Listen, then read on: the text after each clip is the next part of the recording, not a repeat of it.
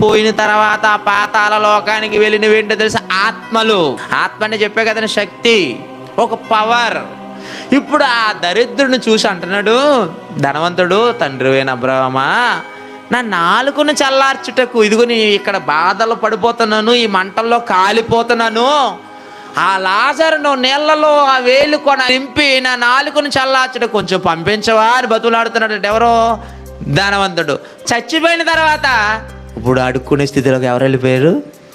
దేవుని కోసం భూమి మీద బ్రతకకుండా ఇష్టానుసారంగా బ్రతికి చనిపోయిన వారందరి పరిస్థితి ఏంటయ్యా అంటే, చనిపోయిన తర్వాత ఆరని అగ్నిలో కాలిపోతా ఉండవలసింది. అప్పుడు అడుగుతున్నట్టు, అయ్యా నా నాలుకను చల్లార్చి ఈ మంటలు తట్టుకోలేకపోతున్నాను.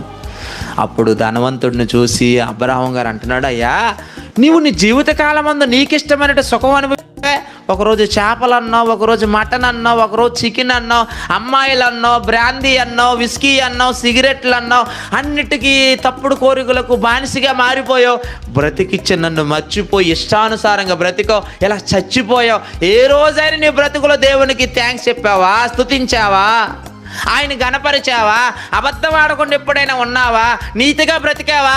ఇలా అన్నీ ఆలోచించి అంటున్నాడు, నువ్వు నీ జీవితకాలం ముందు నీకు ఇష్టమైనట్టు సుఖంగా బ్రతికావు, ఇప్పుడు చచ్చావు, ఎక్కడికో చేంజ్ చేస్తున్నావు, బాధపడుతున్నావు.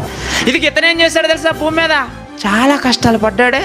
ఆకలితో ఒకవైపు అలమటిస్తుంటే, మరొక వైపు కురుపులతో ఉన్నవాడు, ఆ కుక్కలు వచ్చి నాకుతుంటే, అంత పేదరిక స్థితిలో ఉండి కూడా అతడు నన్ను మర్చిపోలేదు. ఆ హీన స్థితిలో ఉండి కూడా నన్ను స్తుతించాడు. ఆ హీన స్థితిలో ఉండి కూడా నన్ను గణపరిచాడు. ఆ దీన స్థితిలో ఉండి కూడా నా దయ కొరకు కనిపెట్టాడు. అతను గొప్పవాడా, నువ్వు గొప్పవాడవా చెప్పు అన్నాడు. నీ జీవితకాలం నీకు ఇష్టమైన సుఖం అనుభవించావయ్యా, అతడు కష్టం అనుభవించాడయ్యా. భూమి మీద అతడు కష్టపడి నా కోసం బ్రతికేడు కనుక చచ్చిపోయాక ఈ పాతాళ లోకంలో అతడు ఇక్కడ నెమ్మదే పొందుచున్నాడు. నీవు భూమి మీద నీకు ఇష్టమైన సుఖం అనుభవించావు కనుక ఇక్కడ నువ్వు యాతన పడుచున్నావు. అంటే చచ్చిపోయిన తర్వాత ఆత్మలు ఈ భూమి మీద ఉండవు.